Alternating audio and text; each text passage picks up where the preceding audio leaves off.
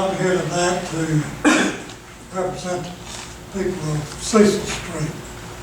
We have 13 houses on Cecil Street. All of them have to back out to the driveways. None of them come out. And before I get into that, I'd like to ask you all about the October the 3rd, 2012 application to the state of Alabama to fund Porter Road so that you could do away with the truck traffic and get it off of Cecil Street. And at the meeting last week, I asked a couple of the members if any of you had seen Mr. Gary Stewart said he had not seen it. I'd like to ask all of you if you had reviewed the application to the state of Porter Road. I have not. I didn't receive that till about the time I got here. Okay. Prior to your vote, you had not seen it. Okay. Mr. Stewart, you had not seen it? I saw it on Facebook. You were on the council at that time. It was covered, but I had not. It was covered. Okay. Greg? I seen it when you give it to me. Okay. So I have it with you. All right. Very good. That's all I'm saying is. Okay. All right. Well, according to it, the primary purpose, it says right here, for the road to be upgraded is for it to be used as a truck route and to definitely get it off of Cecil Street. It mentions that in there several times. And it says, and is the primary purpose of this project.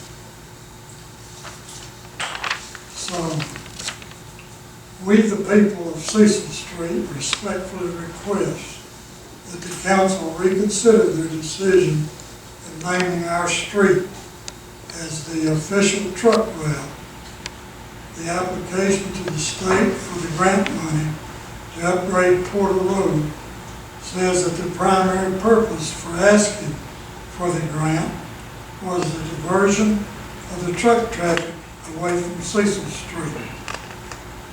Yet you did the opposite of that in your vote the other day.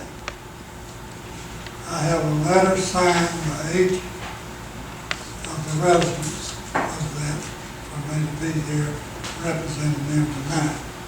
In fact, I have one that I called on the door and didn't know it today and asked her if she would sign the letter. She said, absolutely. They totaled my van with a trailer truck. I want to know it also at this particular time. I talked with the city engineer today about the traffic on Porter Road. Have they done a study of it? He said yes, on December the 17th, or December the 7th. There was 1,671 vehicles traveling Porter Road. On Cecil Street, on 4/50/2015, there was 4,252. Of that amount, there was 386 trucks. On Porter Road, there was 110. I can't understand how that we could vote to put all the traffic down Cecil Street when the city request to do Porter Road was done. One day this week, I saw a truck going up Broad Street. I said, well, there you go. And I thought it would get to the city hall right here. Went Apple Tree Street, turned on it. Went down, he wanted to turn on Houston, but he couldn't.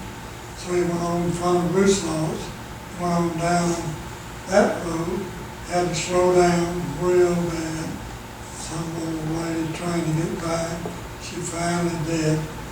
They got to Cedar Hill Drive, had to stop all the traffic there and pull out. It's just not gonna work. You need to make Porter Road what you asked for. And let's get it done, and you won't have all these people going up and getting a $500 fine for being off of the truck route. So I hope that y'all will all reconsider that. Mr. Kilmer, I'd like to ask you. Well, Mr. Kirby, it's really not your place to ask the council or me anything. Your job in the delegation is to present information and then ask you questions. Okay. But what I will tell you is this: the city council for the city never approved that 1995 money. And notice it's not signed by the council.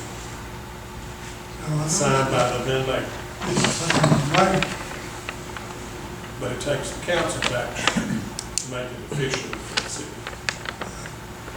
And there was a dispute between the mayor and the council at that time as to where the appropriate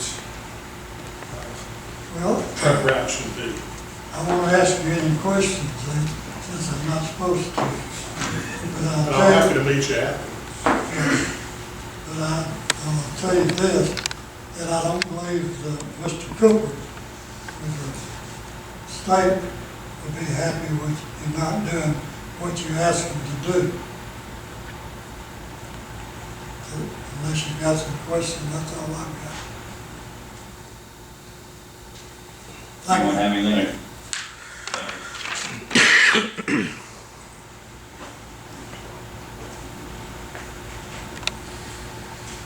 Next is Robbie Copenhaver.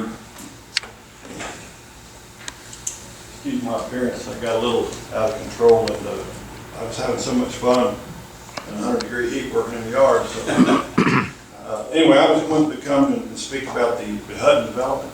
And you know, I've been in the restaurant business for 42 years, and in Scottsboro 42 years actually.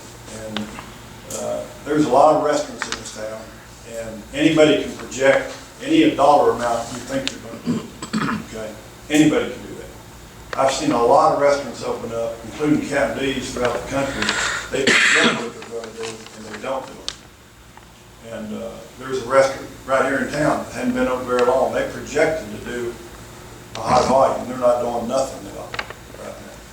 There's restaurants that's closed here because they projected to do X amount of money, and they didn't do it. Now, this particular restaurant's projecting to do $4 million. Are they going to guarantee $4 million a year? And the thing about restaurant and fast food restaurants, I'm just going to throw out an arbitrary number. Let's say the restaurants in Scottsboro, Alabama do $15 million. Or let's say they do $20 million a year, all the restaurants combined. You bring in another restaurant, do you think it's going to increase? It doesn't increase whatsoever. The same people that eat out on the first week of the month eat out on the second week and other people eat out on the second week of the month. They're all different people. You go to a restaurant on the first of the month, those people you'll never see the rest of the month because they can't afford it. There's only a certain number of people that eat out. No other restaurant, I don't care if it's Chick-fil-A, I don't care if it's Hooters, I don't care what it is. There's only a certain amount of people that come and eat and go out to eat in a month's time, especially in Scottsboro, Alabama. Now, am I worried about Chick-fil-A? I'm not worried about any restaurant coming to town. I've got a Chick-fil-A in every city that I'm in all 7 cities. That doesn't bother me who it is. What bothers me is that we will spend money, $350,000, $400,000, I don't know what you're giving them. And I don't know what the deal is. But the problem is that there's a lot of restaurants in this town that haven't been given a thing. Not one dime. Now, if you want to add how much money the restaurants like me Hardee's, the old-time restaurants. How much sales tax have we paid in this town? Figure it up. How much we give to the schools? It just blows my mind that you give a company as big as that company, and they say they're going to develop something else, and they're going to develop something else. Anybody can say they're going to develop something else, but if that first thing doesn't work, you think they're going to keep developing? And if the traffic isn't resolved in that area, do you think they're going to develop it? This would be the last place I would put a restaurant. When we moved, you didn't see me go out on that highway. There's too much traffic. There's a lot of things in the restaurant industry you don't do, and a lot of that is right there. But I'm just saying that before you make a decision, think about there's only so much money people spend in the restaurant industry in Scottsboro, Alabama. We're not booming people. Now, if we had a plant come in here, or somebody going to come in here and employ 3,000 people, that might work. But we're not growing. We're not growing at all. If you don't think we're not growing, look how many students are out there at the high school right now. And how many students were there 15 years ago. Look at it and see. Go get the numbers. That means we're not growing. We're going backwards. But you're going to affect restaurants in this town. I'll be affected. I don't worry about being affected. It's how you run your business, or whether or not you're going to be affected a long time. If you run it right, you'll be here.